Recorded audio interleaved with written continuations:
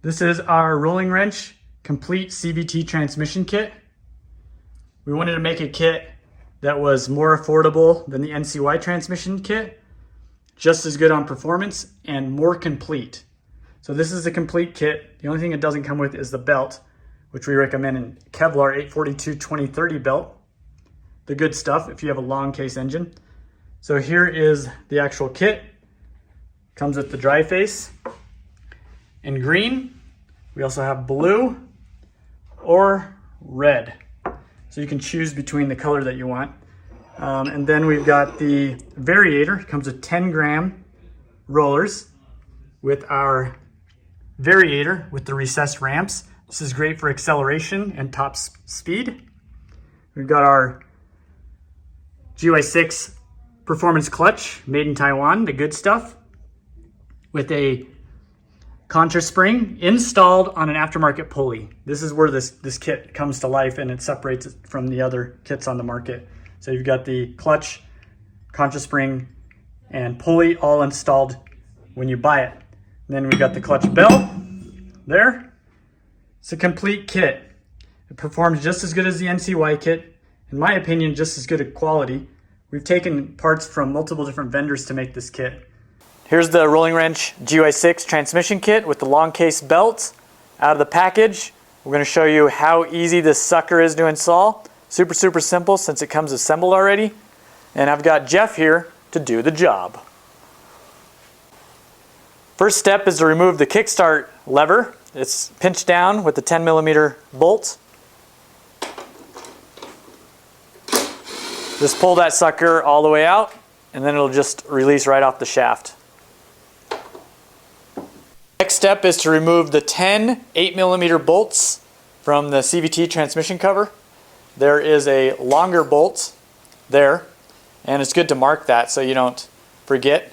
So we just got a purple marker where it's going to mark that. The second longest one is at the bottom there. We'll just mark that with a different color. The rest are all the same size, so those are the only two you have to worry about. So we'll just get all those loosened now.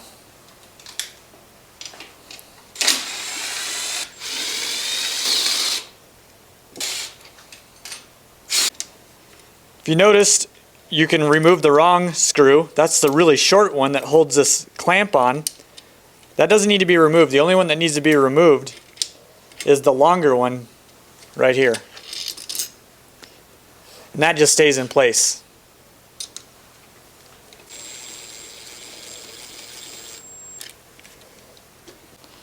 Just remove all the bolts, set them aside. Just keep note of the marks that you made on the medium and the long bolts, and all the little clamps and placements of those.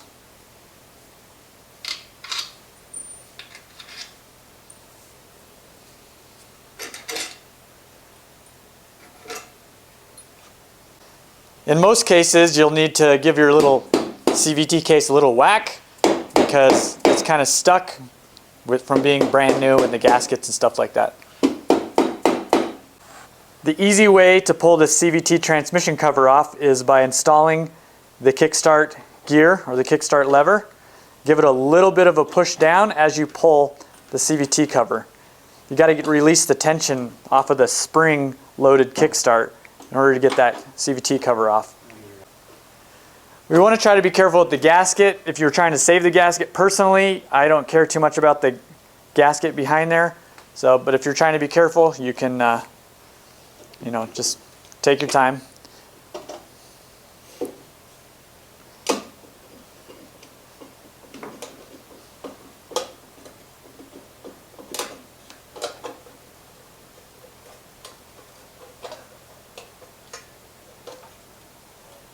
Unfortunately, the gasket ripped, but we don't care too much about that. The gasket does nothing because the CVT transmission cover has an open to the elements little screen on there. The gasket does nothing. Never seen a need for it, so we're actually removing the gasket. If you want to reuse it, that's fine, but we don't use them. One thing to note when you remove the CVT transmission cover, there's a little bushing that sometimes slides off, so you want to make sure that you still have that. It didn't end up on the floor. That just slides along the shaft there, and there's a little washer as well. So we're going to need to remove the variator nut and the clutch nut. We do that with an impact gun, but we do have this CVT transmission holding tool that attaches on the variator drive face. It'll work for taking it off, but it won't work for putting it on. But you can use those CVT transmission holding tools if you don't have an impact gun to remove them. Got those on the website, of course.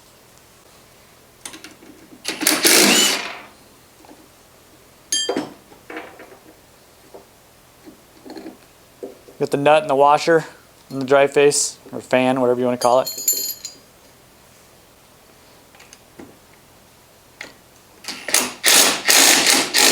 That's 17 millimeter there. That 17 millimeter nut pulls the clutch bell off.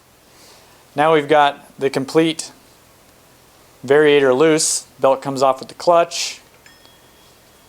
Super easy. That's the complete clutch you're pulling off. And then you've got your variator.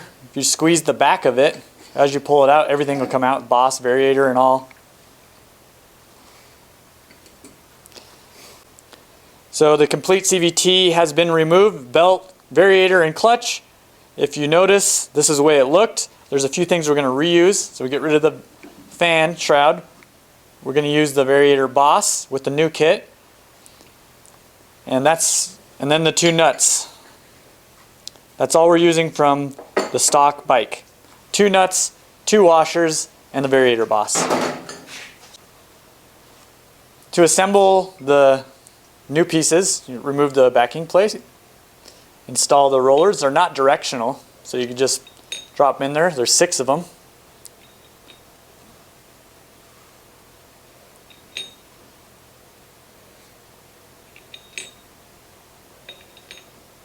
Then you've got your backing plate. You want to make sure your slides are properly in there. The slides are the little black pieces along the side there. And then there's some little ears that just slides into place, super easy. Just like that. You flip it over and we'll put our variator boss just drop down in there. You want to make sure that you're holding it clamped so when you install it, go ahead, it doesn't come apart. Like that, and you want to just be careful with it. Don't pull on it or anything. Just very delicately leave it there. We're pulling out an 835-2030 belt that came stock in the GY6 engine, and we're installing a Performance Kevlar 842-2030 Performance belt. It's always nice to have an extra hand. You notice Jeff's squeezing the pulley, and then I just push in with my finger. And you notice the belt is kind of being held in there. You got to apply pressure, it'll come out of there. And then you can just install that onto the GY6. It just slides right on.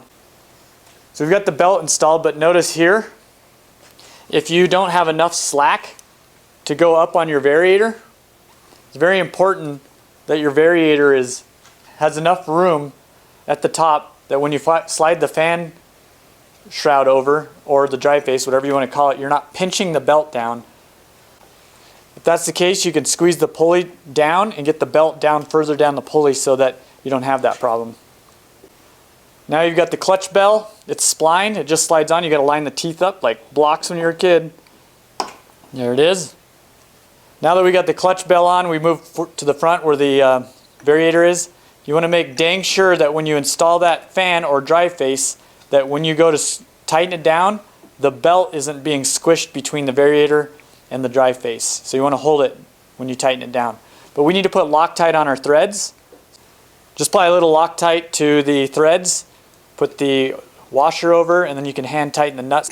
You want to make sure you have clean hands and you're not getting grease where the belt rides.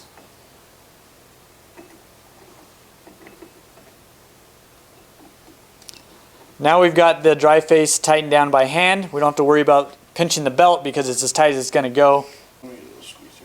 Of course, put Loctite on there. We use red Loctite. If you don't know what Loctite is, it's a solution that allows for the bolts or nuts not to loosen under vibration. Red Loctite's pretty aggressive. Tighten those down by hand before you get a wrench on it. You always want to do that so you don't strip it out. Both nuts have been torqued down to 37 foot-pounds. If you notice, the belt is super saggy. It makes putting the CVT transmission cover on super difficult. So we need to tighten that up a little bit. To do that, just turn the pulley. Just keep turning it and turning it until you get the slack out of it. It takes a little bit, but you'll get it out of there. There we go. So you're always going to have a little bit of slack until it starts, but for the most part, that's what you want. We're not actually installing this kickstart cover on this engine. We're going to go with an ankle biter setup, but there's some things I want to touch on if you're installing the cover back on with the kickstart. So to start, remember we need to put that little washer over the top. You want to make dang sure that you have that collar that's pushed down into your CVT. The other thing you'll notice is a lot of times on these motors is you'll notice that the bolts are corroded. You can wire brush those off. That's pretty common to see. You want to make sure you use blue Loctite on all those bolts. And when you assemble the bolts back on, remember we marked the longer bolt was on top, the second longest was on the bottom, and then the rest were all the same size, so take note of that. But when we install the kickstart cover, you want to make sure that the dowels are in there. Could be on the kickstart cover, and it could be on the actual engine, but you want to make sure that those are on there. That makes it so it doesn't shift. Your CVT kickstart cover doesn't shift, so that all of your kickstart gears and stuff line up. Very, very important. When you put the cover on, there's a little trick. Again, this is just kind of a little mock-up to show you what's going on. Slide it on. It won't go all the way on. See that gap? It's very, very difficult if you don't know this trick. Put the kickstart lever on there. Apply a little pressure down and push in at the same time, and the CVT will go right into place. If you don't know that trick, you're going to be hammering and pulling your hairs out. Let me show you something pretty sweet. This is our titanium nuts and washers. Looks something like this. These nuts and washers, pretty cool. Got them installed on here. Not only do they look sweet, but they're much lighter than stock. So each nut, you save about 11 grams. So that one's 22. The stock, that's the stock steel nut and washer. And that one's 12. So we save 11 grams per nut. So if you did all three, you're going to save 33 grams. What do I mean on all three? Well, that nut also fits on a light and flywheel. The light and flywheel is up under here for the stator. We lighten the flywheel, but we also add the lightened nuts on there for an extra 11 grams saving. If you're a die-hard tuner, it's not much, but it is something. We got the 150 figured out, but now we are on to the 232. The question is, does the 4-valve Zuma head fit on a ruckus? Well, not really. See, that goes over there, but the gusset is hitting. The other problem, the head is hitting as well. We don't have the shock in, but it's pretty close. Some figuring out to be done. This is a 12.5-inch stretch, so we could stretch it more. That's something we can do. Or we can cut the gusset and weld it on the other side. Brainstorming.